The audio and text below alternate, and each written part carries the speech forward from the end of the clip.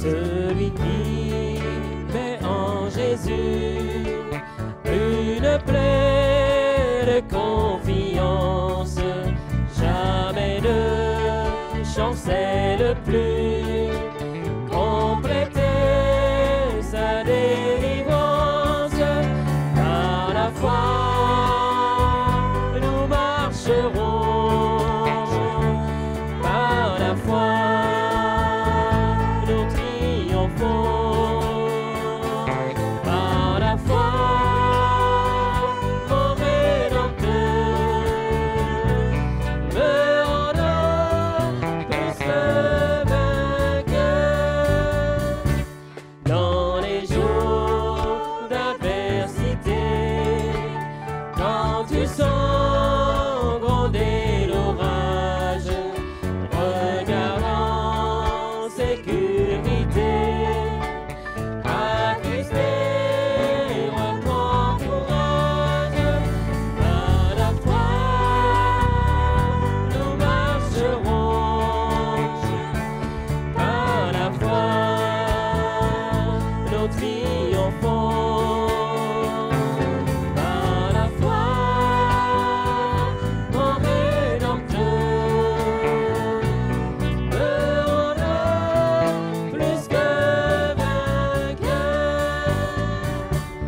Quand Satan veut te troubler, enlever ton espérance, ton passé te reprocher, que Christ soit ton assurance. Par la foi, nous marcherons. Par la foi, nous triomphons. Par la foi,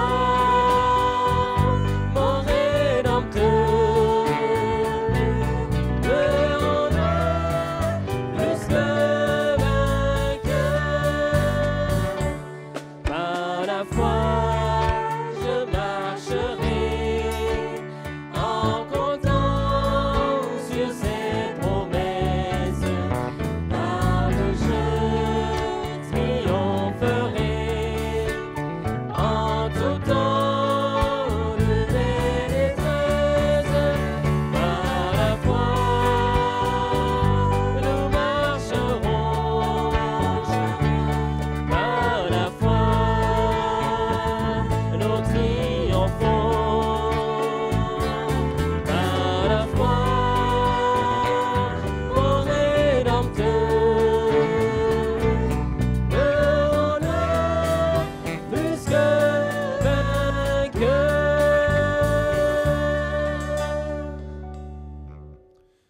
Bonsoir à tous, frères et sœurs, tous ceux qui visitent la chaîne YouTube. C'est un plaisir de vous avoir en ce soir afin que nous puissions étudier ensemble la parole de Dieu.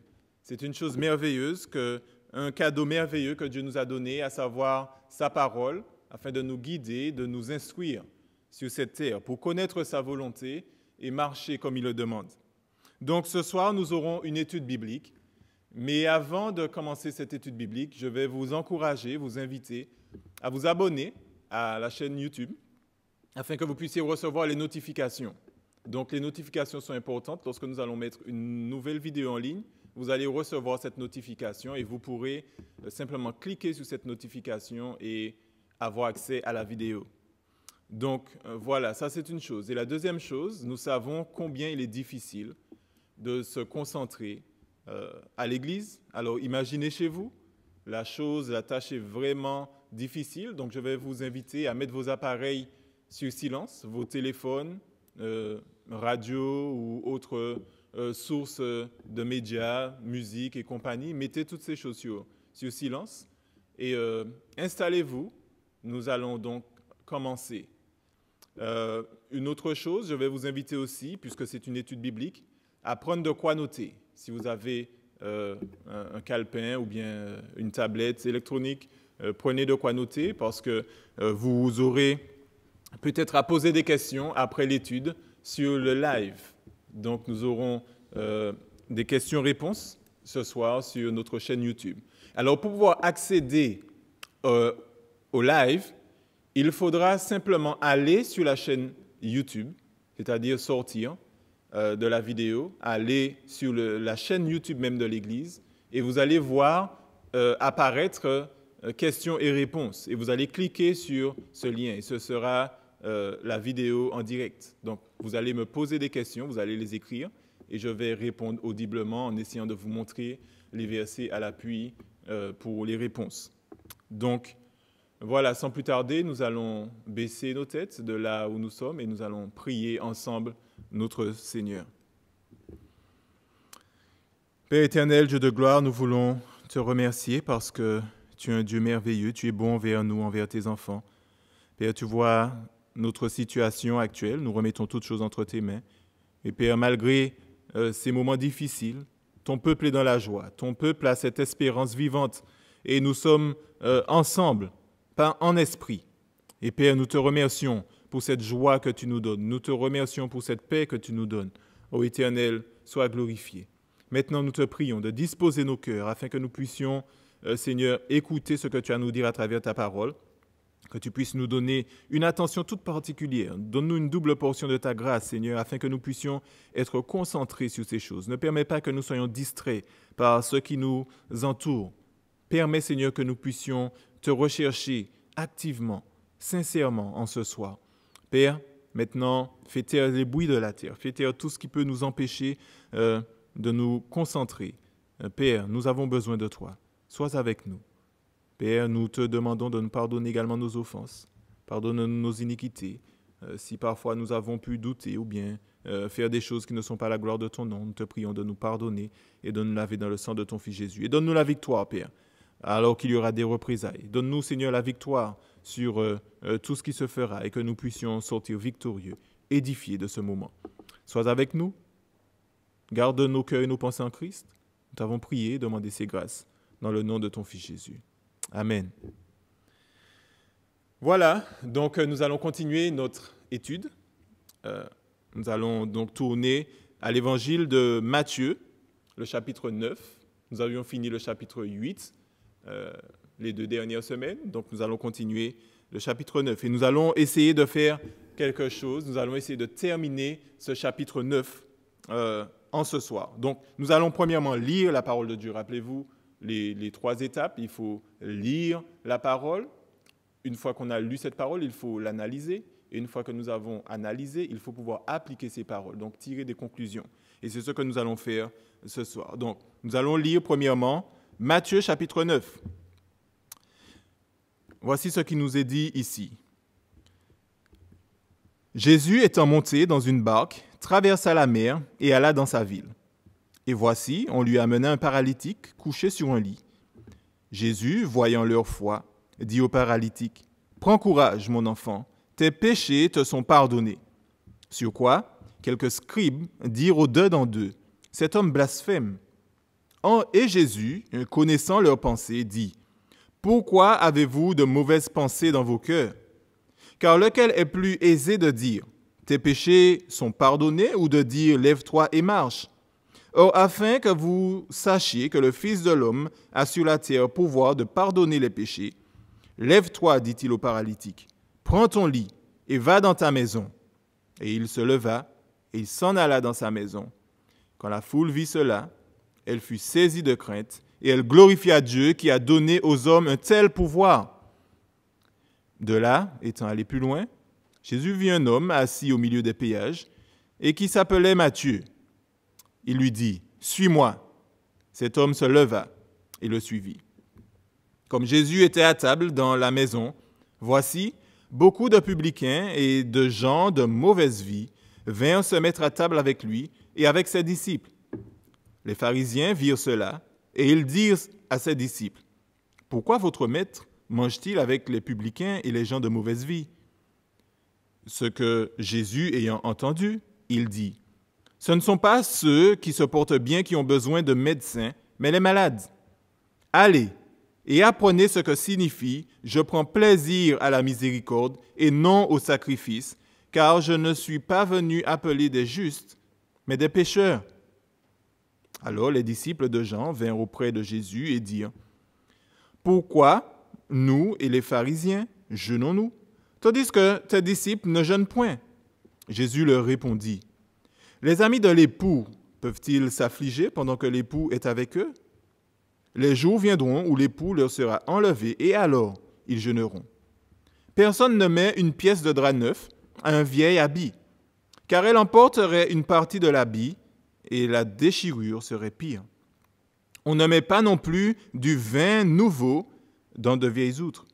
Autrement, les outres se rompent, et le vin se répand, et les outres sont perdues.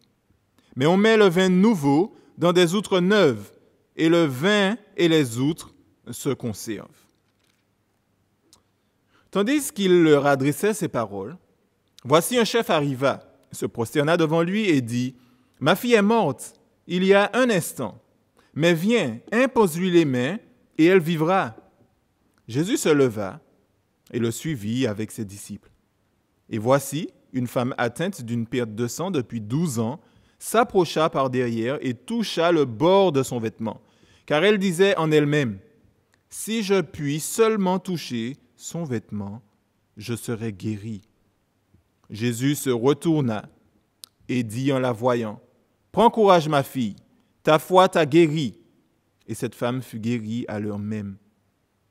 Lorsque Jésus fut arrivé à la maison du chef, et qu'il vit les joueurs de flûte et la foule bouillante, il leur dit, « Retirez-vous, car la jeune fille n'est pas morte, mais elle dort. » Et il se moquait de lui. Quand la foule eut été renvoyée, il entra, prit la main de la jeune fille, et la jeune fille se leva. Le bouilli s'en répandit dans toute la contrée. Étant parti de là, Jésus fut suivi par 2 aveugles qui criaient, « Aie pitié de nous, fils de David !» Lorsqu'il fut arrivé à la maison, les aveugles s'approchèrent de lui, et Jésus leur dit, « Croyez-vous que je puisse faire cela ?» « Oui, Seigneur, lui répondirent-ils. Alors il leur toucha les yeux en disant, « Qu'il vous soit fait selon votre foi. » Et leurs yeux s'ouvrirent. Jésus leur fit cette recommandation sévère. « Prenez garde que personne ne le sache. » Mais dès qu'ils furent sortis, ils répandirent sa renommée dans tout le pays. Comme ils s'en allaient, voici, on amena à Jésus un démoniaque muet. Le démon ayant été chassé, le muet parla, et la foule étonnée disait, « Jamais pareille chose ne s'est vue en Israël. » Mais les pharisiens dirent, « C'est par le prince des démons qu'il chasse les démons. » Jésus parcourait toutes les villes et les villages, enseignant dans les synagogues, prêchant la bonne nouvelle du royaume et guérissant toute maladie et toute infirmité. Voyant la foule, il fut ému de compassion pour elle, parce qu'elle était languissante et abattue, comme des brebis qui n'ont point de berger. Alors il dit à ses disciples, « La moisson est grande, mais il y a peu d'ouvriers. Priez donc le maître de la moisson d'envoyer des ouvriers dans sa moisson. » Amen. Nous avons donc là un merveilleux texte qui nous présente Jésus-Christ. Pas le Jésus-Christ que certaines personnes peuvent imaginer, mais le Jésus-Christ que la Bible nous présente. Vous savez, parfois, on peut être dans l'attente d'une chose. Il y a un nouveau film qui sort et on se dit, il faut qu'on aille voir ce film. Et lorsque le film arrive, eh bien, parfois, on est déçu. Mais lorsque nous lisons à propos de Jésus-Christ dans la Bible, nous ne sommes jamais déçus. Pourquoi? Parce qu'il est toujours au-dessus de nos attentes. Il surpasse toutes ces choses et il nous surprend constamment. Et ici, Jésus-Christ est en train de continuer sa tournée dans la région de Galilée. Donc, ce texte que nous avons lu, qui est un texte assez long, peut être divisé en plusieurs sections. Donc, nous allons voir plusieurs choses dans ce texte. Bien sûr, nous allons voir le dernier miracle de cette deuxième triade. Je vous disais que triade, ça voulait dire une succession de 3 choses. Donc, je vous disais qu'il y avait 3 séries de triades, c'est-à-dire 3 séries de 3 miracles. Et là, au verset 1 à 8, eh bien, nous avons le dernier miracle de la deuxième triade. Et après chaque triade, nous allons voir que Matthieu fait une pause. Il pose l'énoncé de ces miracles pour pouvoir donner des détails sur ce qu'est un disciple de Jésus-Christ.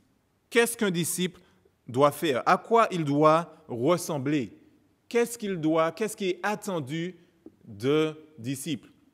Et nous avons vu que après la première triade, Jésus-Christ expliquait ce qu'il attendait de l'engagement d'un disciple. Ensuite, après la fin de cette deuxième triade, Jésus-Christ va démontrer sa miséricorde dans les versets 9 à 13. Et ensuite, Jésus va être questionné sur le jeûne. Donc, lorsqu'on a questionné Jésus-Christ sur le jeûne, Jésus-Christ va expliquer qu'il y a des priorités.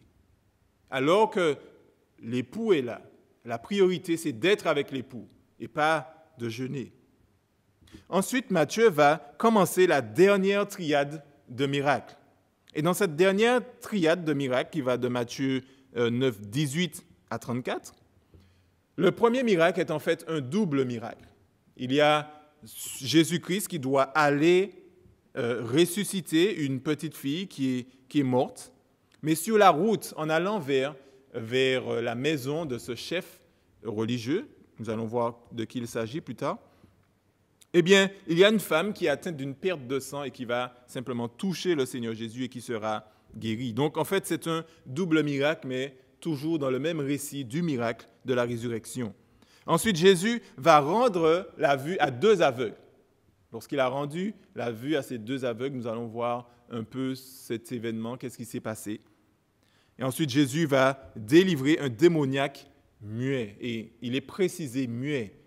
Et cela est très important. Pourquoi un démoniaque muet? Vous allez voir ce que Christ est en train de faire. Et une fois qu'il a fini cette triade de 3 miracles, eh bien, nous allons voir que Jésus-Christ va révéler la réalité de la moisson. Et il dira qu'il y aura peu d'ouvriers, qu'il faudra prier pour que le maître de la moisson envoie des ouvriers. Donc, les premières triades que nous avons vues, nous allons rappeler simplement les 3 triades.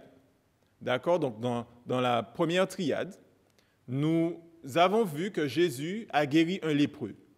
Donc, s'il y avait un miracle que les Juifs attendaient, qui attestait que c'était réellement Dieu qui était là, c'était guérir un lépreux. Lorsqu'un lépreux était guéri, on ne pouvait pas nier que la main de Dieu était à l'œuvre dans cela. Et les Juifs cherchaient ce genre de miracle pour savoir si Dieu était dans un lieu ou pas. Lorsque Jésus-Christ a guéri ce lépreux, nous avons vu qu'un centenier est venu et a demandé à Jésus-Christ de l'aide pour pouvoir guérir son serviteur qui était malade.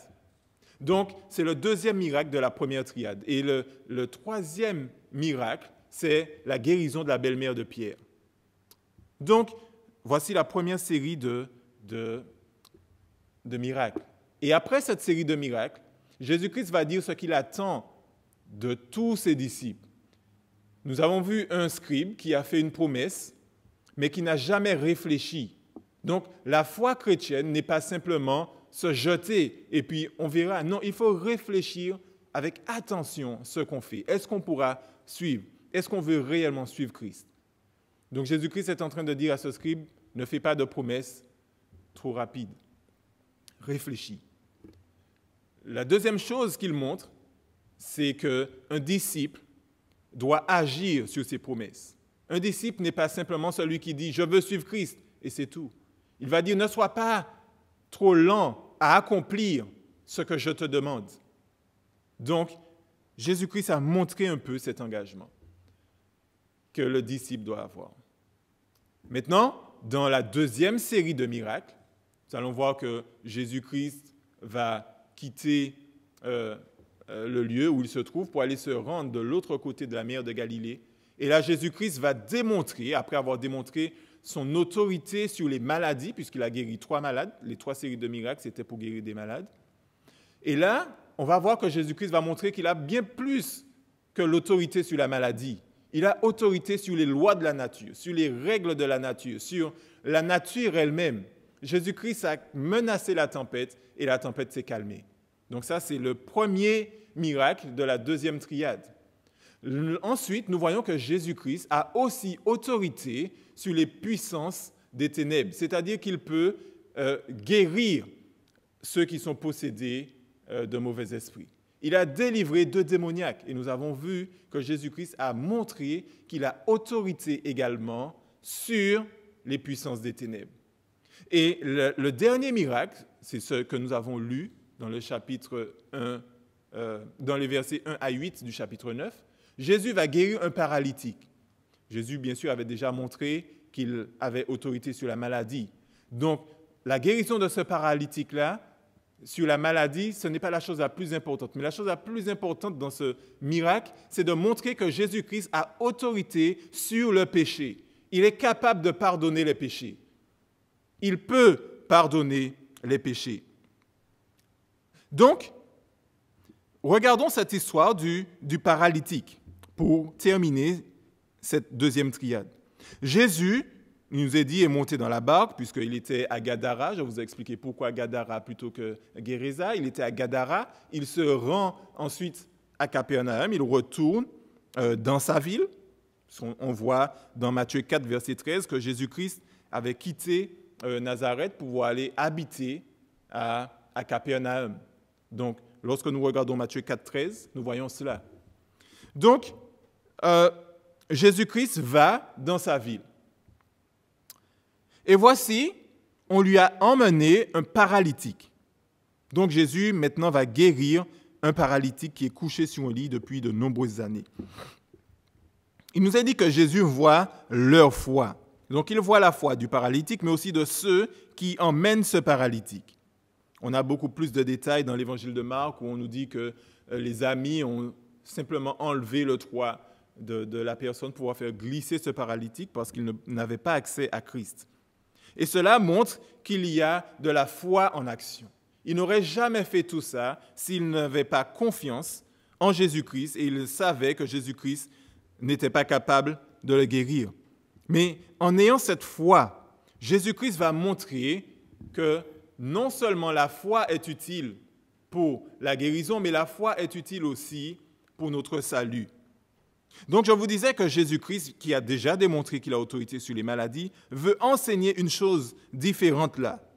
Jésus-Christ va dire à ce paralytique, « Prends courage, mon enfant, tes péchés te sont pardonnés. » Avant de guérir sa situation physique, Jésus-Christ veut d'abord aborder son problème spirituel. Dieu ne veut pas simplement nous guérir de nos maladies. Dieu veut nous guérir de notre état spirituel. Puisque le péché ronge l'homme. L'humanité est rongée par le péché. Pourquoi il y a tant de morts? Pourquoi il y a tant de violence dans le monde? Pourquoi il y a tant de haine? Parce que le péché est entré dans le monde à cause de la désobéissance de nos premiers parents, Adam et Ève. Et Jésus-Christ va montrer que lui, sur terre, a le pouvoir et l'autorité de pardonner les péchés des hommes. Donc, Jésus-Christ va lui dire, avant de te guérir physiquement, je te guéris spirituellement. Et sachez que lorsque vous avez affaire à Dieu, Dieu ne fait pas des demi-miracles ou bien guérit une partie. Non, il guérit la personne entièrement. Et Jésus-Christ va lui dire, tes péchés te sont pardonnés. Et là, on voit une chose intéressante. Les scribes, pour la première fois dans l'évangile de Matthieu, vont accuser Jésus-Christ de blasphémer. Les scribes qui suivaient Jésus vont dire, mais cet homme est en train de blasphémer. Et Jésus-Christ, là, nous avons un merveilleux exemple. Nous savons que lorsque nous lisons Marc 2, verset 7, il nous est dit que ces chefs, ces docteurs de la loi, ces chefs religieux savaient que seul Dieu pouvait pardonner les péchés. Et ils avaient raison, seul Dieu peut pardonner le péché de l'humanité. Puisque nous avons transgressé, péché contre Dieu, donc lui seul doit nous pardonner et peut nous pardonner.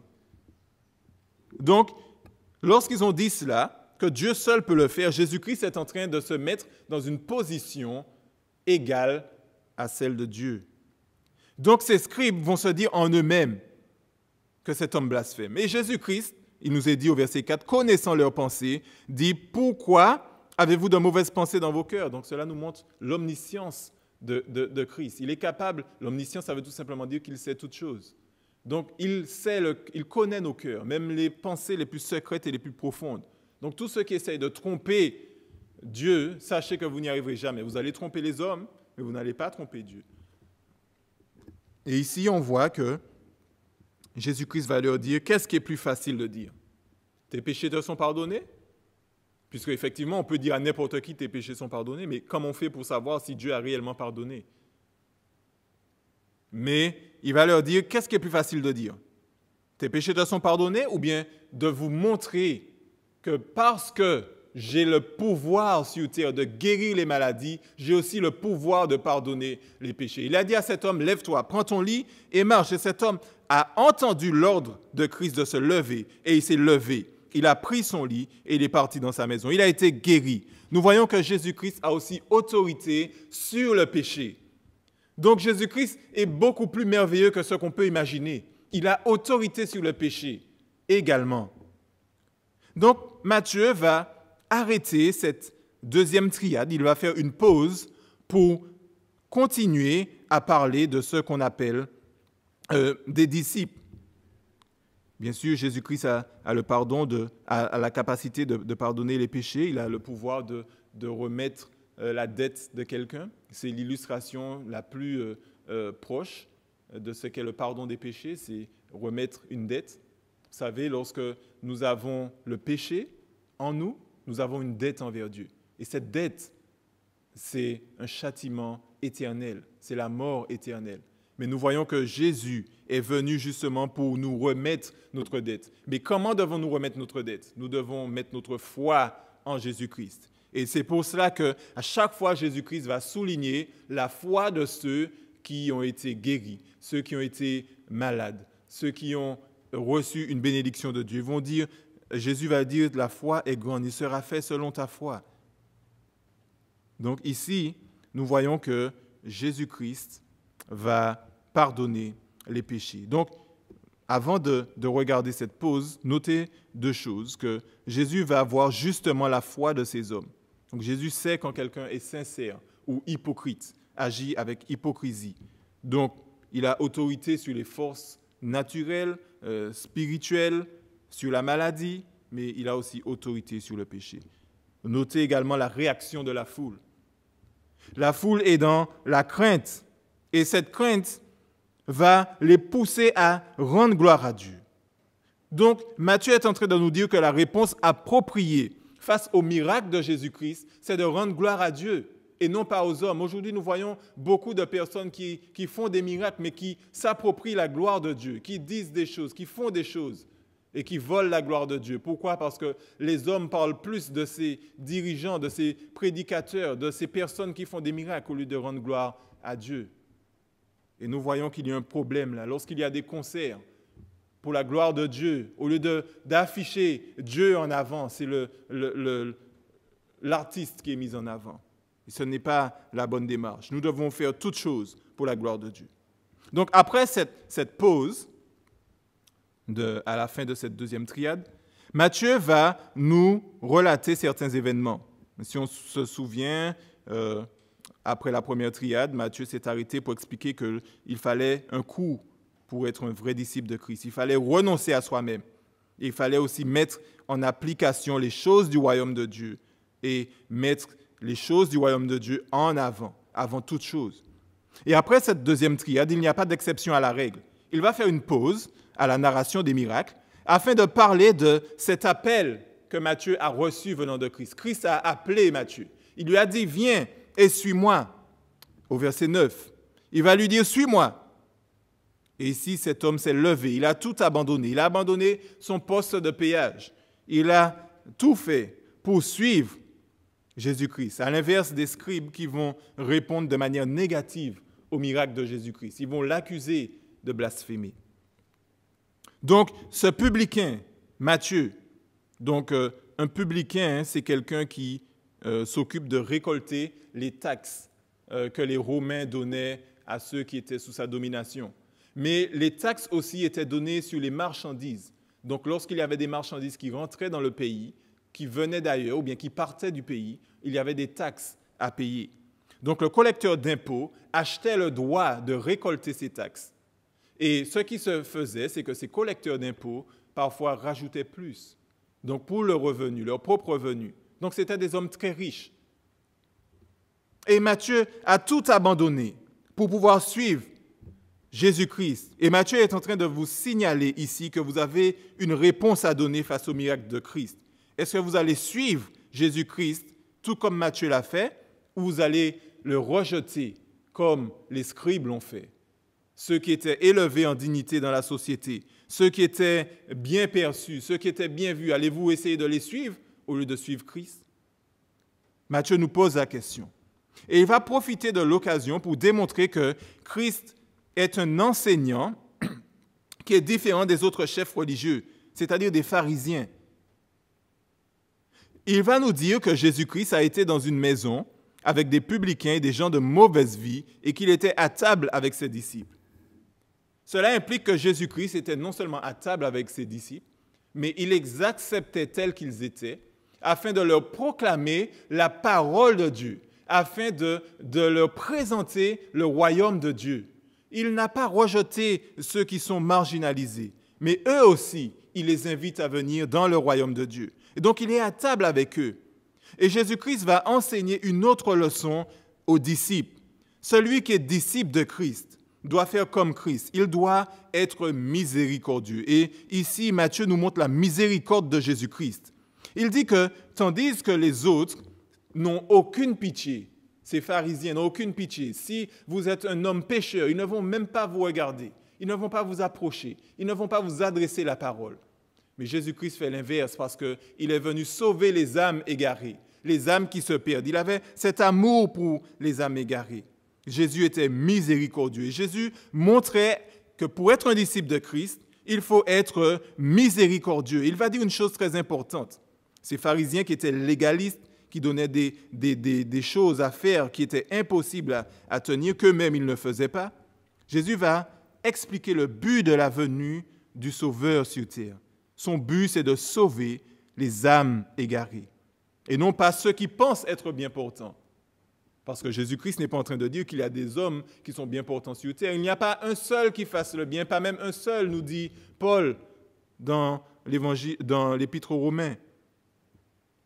Donc, Jésus est en train de leur dire qu'il est venu pour ces personnes, même pour ceux-là.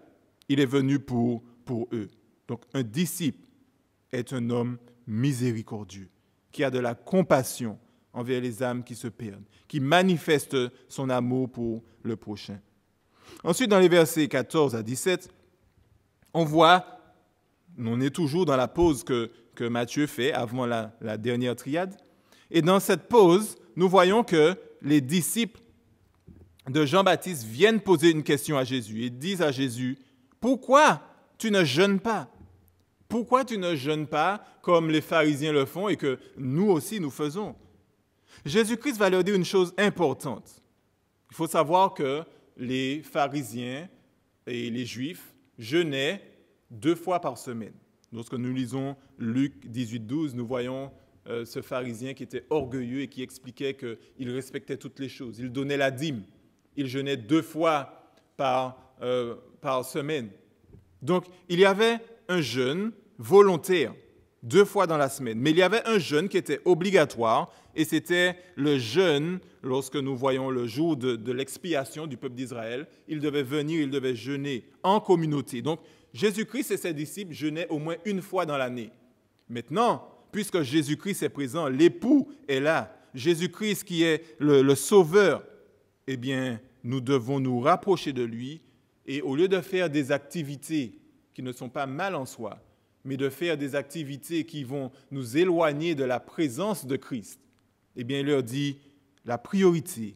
Le disciple, c'est celui qui a la priorité d'être dans la présence de Jésus-Christ, qui met Christ avant toute chose, qui met Christ en priorité, avant toutes sortes de pratiques, qui met Christ avant la religiosité.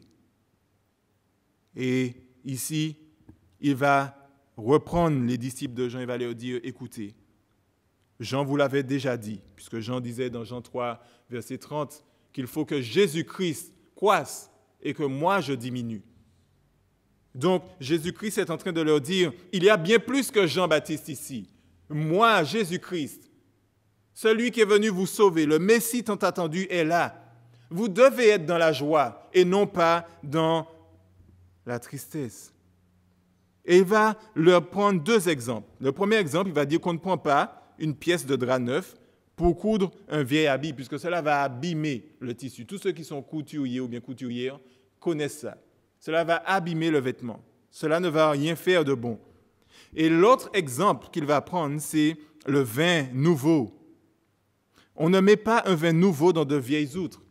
Pourquoi? Parce que dans ce processus de fermentation, ce vin va tout simplement faire exploser les vieilles outres qui n'auront pas la capacité, la résistance nécessaire de pouvoir contenir ce nouveau vin. Et cela va exploser et le vin et l'outre seront perdus.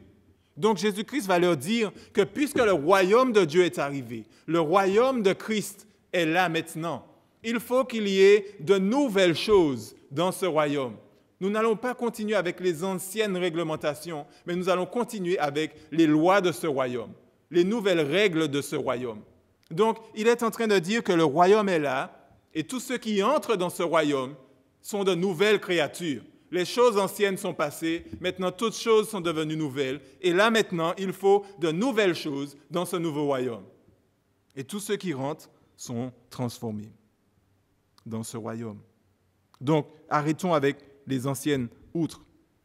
Un nouveau royaume est là, le royaume de Dieu est là, et nous devons rejoindre ce royaume. Matthieu, maintenant, va prendre la troisième et dernière série de miracles, et Jésus va démontrer qu'il a tout pouvoir et autorité sur la maladie, les puissances des ténèbres, sur le péché. Et nous allons voir que Jésus-Christ va encore nous étonner. Lorsque nous regardons qui est Jésus-Christ, nous faisons attention à qui il est réellement. Eh bien, cela nous donne de la joie au cœur, nous donne de la résistance dans les moments difficiles. Quand vous avez des doutes, quand vous avez des craintes, des difficultés, lorsque vous regardez à tout ce que Jésus-Christ est capable de faire, sa puissance, eh bien, cela nous redonne de l'espoir. Si vous voulez avoir un portrait de qui Jésus-Christ est, regardez Matthieu 8 et 9. Lisez ces chapitres dans les moments difficiles. Donc, le premier miracle de la troisième et dernière triade est en fait un double miracle, je vous disais. Ils vont ensemble dans les trois évangiles, que ce soit dans Marc 5, 22 ou bien dans Luc 8, 41, on voit que ces histoires sont identiques. Donc, il nous est dit dans Matthieu qu'il y a un chef qui est venu. Mais qui est ce chef? Ce chef, eh bien, dans Marc 5, 22, il nous est dit que c'est Jairus. Lorsque nous lisons Luc 8, 41, nous voyons que c'est Jairus. Et Jairus était un chef de synagogue. Donc, les synagogues, ce sont des lieux de réunion. À l'époque de Jésus, lorsqu'il y avait des personnes qui vivaient trop loin du temple de Jérusalem, les synagogues sont devenus des centres où les enfants d'Israël pouvaient se réunir pour entendre la parole de Dieu. Ils pouvaient se rassembler pour prier. Ils pouvaient être là pour être exposés à la parole de Dieu. Et il y avait des écoles également dans ces synagogues. Et ce chef de la synagogue, s'il était donc responsable d'une de ces synagogues, a reconnu la puissance de Christ, qui il est réellement. Ce miracle que Jésus-Christ ressuscite un mort n'avait pas encore été fait. Mais ici, ce chef de la synagogue, puisqu'il reconnaît que Jésus-Christ est capable de guérir des lépreux, eh bien, cet homme a Dieu avec lui et il est capable de sauver ma fille qui est morte. Donc, il vient et il se prosterne devant Jésus-Christ et il va dire à Jésus-Christ de l'aider. Viens à mon secours. Il crie à Jésus-Christ. Et Jésus-Christ lui a dit, je vais te sauver. Donc Jésus-Christ se dirige vers la maison de ce chef. Et sur la route, il y a une femme, puisqu'il y a la foule qui marche avec Christ, qui le presse de toutes parts. Il y a cette femme qui touche Jésus-Christ. Elle touche le bord de son vêtement. Et cette femme, parce qu'elle était atteinte d'une perte de sang pendant plus de 12 ans, cette femme pendant plus de 12 ans était rituellement impure à cause de cette perte de sang. Elle ne pouvait rien toucher, elle ne pouvait s'approcher de rien. Elle devait crier impure pour laisser la place et ne pas contaminer les autres. Et on voit que Jésus-Christ n'est pas contaminé. Mais elle se dit que si je peux m'approcher de Christ, si je peux simplement toucher le bord de son vêtement, je serai sauvé. La foi de cette dame est grande. Et Jésus-Christ va mettre cette foi, et Matthieu est en train de montrer la foi des disciples dans Matthieu 8, 26, où nous voyons une foi qui est fébrile, une foi qui doute, qui n'est pas suffisante, un type de foi qui n'est pas cette foi que Dieu demande. Et là, nous voyons la foi que Dieu demande en action. Et cette foi va guérir cette dame. Jésus n'est pas rendu impur, mais c'est l'inverse. Il va purifier cette femme et elle sera guérie. Donc Jésus arrive donc chez le chef religieux Jairus et il y a là des femmes qui pleurent. Après que ces femmes, généralement il y avait des pleureuses professionnelles. Donc si les femmes sont là et la musique est là, ça veut dire que le processus funéraire est déjà en marche. Et au 1er siècle, ces professionnels qui identifiaient qu'il y avait bien un mort, eh bien, mettaient tout en place pour pouvoir aider les familles. Eh bien, Christ ne contredit pas ces professionnels. Il va leur dire que l'enfant n'est pas morte, mais elle dort. Donc, Jésus-Christ est en train d'utiliser un euphémisme, c'est-à-dire pour adoucir la façon de présenter la chose. Il adoucit, il calme, il est sensible, en fait, à ce qui se passe autour de lui. Jésus-Christ a de la sensibilité envers ceux qui souffrent. Donc, on voit que cet homme a perdu un être cher. Donc, Jésus-Christ n'est pas en train de dire « tant pis pour vous » ou bien « si vous aviez placé votre confiance ». Non, il est en train de montrer sa sensibilité envers ceux qui souffrent. Il est disponible pour ceux qui sont dans la souffrance. Et on voit que Jésus-Christ est ridiculisé par ces professionnels. Dans le monde aujourd'hui, nous voyons comment nous, chrétiens, nous sommes ridiculisés par ceux qui prétendent être des scientifiques, ceux qui ont la science infuse, ceux qui sont très intelligents. Ils nous critiquent parce que nous avons encore la foi en Christ en 2020. Mais il faut savoir que tôt ou tard, de la même manière que Christ a montré ce merveilleux miracle ici et qu'il a été glorifié, tôt ou tard, ils auront des comptes à rendre à Christ et ils devront aussi lui rendre gloire.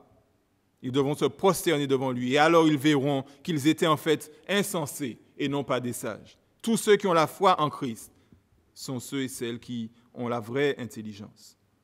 Et ici, de même, on voit que Jésus n'est pas souillé par le corps puisque cette fille est morte, mais il va donner la vie à cet enfant. Et Jésus-Christ n'est pas affecté par la mort. Il n'est pas rendu impur par la mort, mais au contraire, c'est lui qui a autorité sur la mort. Et dans Nombre 19, verset 11, on voit que si quelqu'un touche un mort, eh bien, cette personne a été rendue rituellement impure. Mais ce n'est pas le cas avec Jésus-Christ.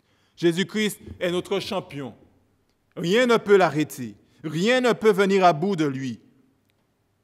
Et la foi est impliquée dans tout cela. Lorsque nous voyons cela, lorsque nous avons la foi en Jésus-Christ, nous avons cette ferme assurance que rien n'était possible à Dieu. Ensuite, tout de suite après cet événement, Matthieu, dans les versets 27 à 31, va enchaîner avec un miracle tout aussi étonnant. Il va rendre la vue à 2 aveugles. Lorsque nous voyons cela, notez ces choses avec attention. Jésus est parti de chez ce chef, au verset 27. Il est parti de là, et on nous dit que 2 aveugles ont suivi Jésus-Christ. Et ils criaient « Aie pitié de nous, fils de David ». Ici, on voit des hommes qui sont en train d'interpeller Jésus-Christ. Ces personnes sont aveugles, mais ils sont en train de chercher Christ quand même, de l'appeler avec insistance. Vous imaginez 2 aveugles qui essayent de suivre Christ. Certainement, ils devaient se repérer sur la foule ou bien il y avait des personnes qui pouvaient les guider. mais ils suivaient Christ et ils voulaient attirer l'attention de Christ. Ils ont persévéré. Ils ont crié « Jésus-Christ, fils de David, aie pitié de nous ». Ces aveugles cherchaient Christ. Et Jésus-Christ, lorsqu'il est arrivé dans la maison, c'est là qu'il a parlé, il s'est adressé à ces aveugles. Et il a dit au verset 28, « Croyez-vous que je puisse vous rendre la vue ?»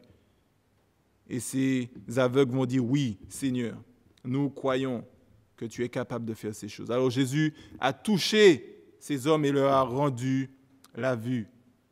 Et il va dire à ces personnes, à ces aveugles, « Gardez-vous de le dire. » Pourquoi? Parce que Jésus-Christ ne voulait pas encore que le peuple d'Israël soit au courant qu'il est le Messie, parce qu'ils avaient une mauvaise conception de qui le Messie devrait être, de ce qu'il devait faire.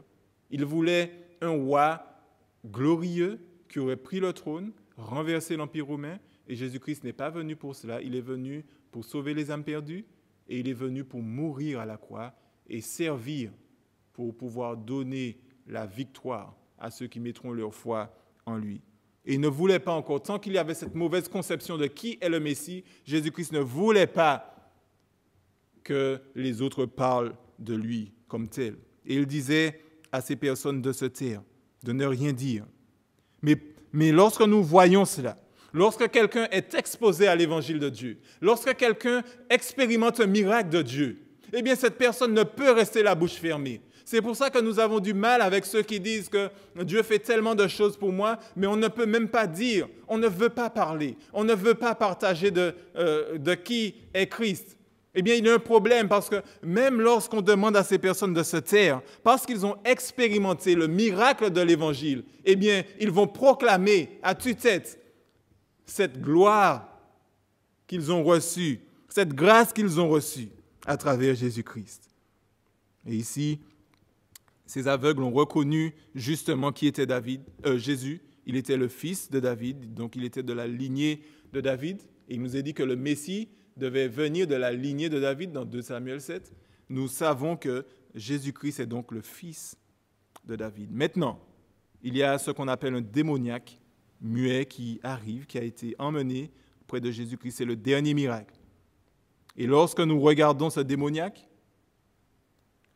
il faut savoir pourquoi il est précisé qu'il était muet. Et nous allons voir que la réaction est un peu différente de la foule. Nous allons voir que lorsque Jésus-Christ a guéri ce démoniaque, lorsque nous lisons cela, il nous est dit au verset 33, « Jamais pareille chose ne s'est vue en Israël. » Jamais. Pourquoi une telle réaction parmi la foule? Un démon muet alors que Jésus-Christ a déjà chassé des démons. Eh bien, il faut savoir que lors de la période du Second Temple, si vous voulez savoir si Dieu était avec quelqu'un ou bien si Dieu se manifestait à un endroit, il y avait 2 choses à analyser et à chercher. La première chose, c'est de savoir si on pouvait guérir un lépreux. Si quelqu'un a guéri un lépreux, forcément, obligatoirement, Dieu est avec cette personne. Et la deuxième chose, c'est de savoir si on arrivait à chasser un démon muet. Pourquoi un démon muet? Parce que les Juifs, qui avaient des personnes qui exorcisaient, qui parcouraient parfois la ville pour pouvoir aider ceux qui étaient possédés, ils avaient une méthode. Il fallait qu'ils demandent au démon son nom avant de chasser le démon. Et si le démon est muet, comment font-ils pour avoir le nom de ce démon et chasser ce démon? Donc, ils ne pouvaient pas chasser un démon muet. C'était impossible. Ça n'avait jamais été fait. Et nous voyons ici que Jésus-Christ n'a pas besoin de demander à un démon son nom. Pourquoi? Parce qu'il a autorité sur les puissances des ténèbres. Et il a dit à ce démon, quitte cet homme, et ce démon est parti. Il n'a pas demandé de nom. Et nous voyons que ce démon a simplement obéi. Et là, nous voyons la jalousie de ces chefs religieux qui disent que c'est par les démons qu'ils chassent les démons. Mais plus tard, Jésus va montrer à quel point le raisonnement est stupide. Dans Matthieu 12, 22 à 32, il va leur dire que un royaume ne peut pas se battre contre son royaume, sinon ce royaume sera divisé et ne va pas subsister. Il va leur dire que celui qui envoie de telles accusations, ces chefs religieux, qui savent que ces deux signes sont essentiels pour savoir si un homme vient de Dieu, eh bien, ils ont rejeté ces deux signes volontairement en les connaissant et ils vont attribuer l'œuvre de Christ au diable, alors qu'ils savent que cela vient de Dieu. Donc, c'est ce qu'on appelle le blasphème contre le Saint-Esprit. Et il n'y a aucun pardon pour ces personnes. Et à la fin de la troisième triade, Matthieu va faire une pause aussi pour présenter le ministère de Christ, celui des vrais disciples. Le vrai disciple de Christ, eh bien, c'est celui qui réfléchit avant de s'engager, qui agit sur ses engagements, qui ne tarde pas d'agir sur ses promesses envers Dieu. Il doit aussi se réjouir lorsque le Maître est là. Il est miséricordieux. Il aime les âmes qui s'égarent. Et celui qui est un vrai disciple de Christ, c'est celui qui s'investit dans la moisson. La moisson, c'est le monde. C'est ces âmes qui se perdent. Et la moisson, c'est ce que nous devons semer. Nous devons semer la parole de Dieu à toutes ces personnes qui ne connaissent pas Dieu. Nous devons leur apporter le message de l'Évangile. Et le vrai disciple, c'est celui qui travaille comme Christ dans la moisson. C'est celui qui essaye de semer autour de lui. Et Jésus-Christ va dire que ce travail sera difficile et immense et qu'il y aura peu d'ouvriers. Donc priez que le maître de la moisson, c'est-à-dire Dieu le Père, envoie des ouvriers.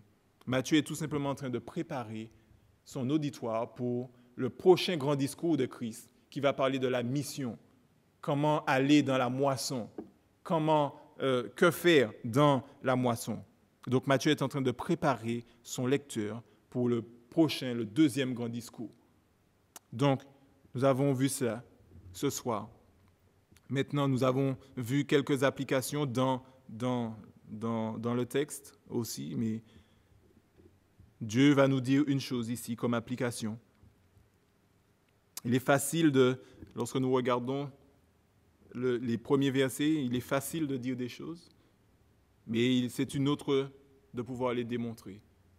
Il faut que nous puissions non seulement écouter ce que Dieu a à nous dire, mais nous devons aussi démontrer ce que Christ a fait pour nous. Nous devons dire ce que Christ a fait pour nous. Jésus nous a démontré qu'il est fiable, que nous pouvons lui faire confiance. Il est capable de pardonner les péchés. Il a autorité sur les puissances des ténèbres. Donc nous n'avons pas à craindre ce qui nous entoure. Nous pouvons aller dans la mission en nous appuyant sur la puissance de Jésus-Christ, sur la puissance du royaume. Et Matthieu est en train de montrer que le vrai disciple de Jésus-Christ, après avoir entendu le sermon sur la montagne qui expliquait comment entrer dans le royaume de Dieu, il explique maintenant comment le disciple doit agir. Eh bien, le disciple qui aime Christ et qui agit comme Christ, c'est celui qui applique toutes ces choses et qui garde l'espoir, mais un espoir en Christ, pas en lui-même. Lorsque nous allons aller dans la mission, nous n'allons pas nous appuyer sur notre propre force, mais sur la force que Christ donne. Pourquoi? Parce qu'il est capable de contrôler les éléments de la nature. Il est capable de contrôler les forces démoniaques. Il est capable de pardonner les péchés. Il est capable de guérir la maladie. Il est capable de guérir même notre maladie spirituelle. C'est la chose la plus importante. Il est capable de nous conduire à bon port. Donc, lorsque nous lisons ce texte, nous voyons la vraie image de Christ, ce qu'il demande de ses disciples et comment le disciple doit s'engager envers Christ. Que le Seigneur nous bénisse en ce soir et qu'il nous aide à comprendre ces choses. Et je vous dis à tout à l'heure pour les questions-réponses. Nous allons maintenant courber nos têtes pour prier le Seigneur. Père éternel, nous te remercions parce que ton royaume est merveilleux. Nous te remercions parce que le vrai disciple de Christ, c'est celui qui marche selon les conditions de ce royaume, qui marche selon les lois de ce royaume. Pierre, je voudrais te remercier parce que tu nous as donné cette tâche difficile, mais cette tâche merveilleuse. Aide-nous, Seigneur, à aimer, à pardonner. Aide-nous, Seigneur, à manifester de la miséricorde et que nous puissions, Seigneur, appliquer ces paroles dans nos vies au quotidien. Aide-nous à être des ouvriers de paix. Aide-nous à être des ouvriers qui reflètent l'image de Christ. Aide-nous, Seigneur, à vraiment nous appuyer sur ta puissance et pas sur notre propre sagesse ou notre propre force, mais que nous puissions nous appuyer sur la personne de Jésus-Christ. Lorsque nous sommes dans la difficulté, aide-nous à regarder à Christ. Lorsque nous sommes dans le besoin, aide-nous à regarder à Christ. Lorsque nous sommes dans la joie, aide-nous à regarder à Christ. Ô Éternel, que vraiment tu puisses nous donner la volonté d'avoir Christ dans nos cœurs constamment et qu'il soit la priorité de nos vies. Nous t'avons prié, demandé ces grâces. Dans le nom de ton Fils Jésus-Christ. Amen.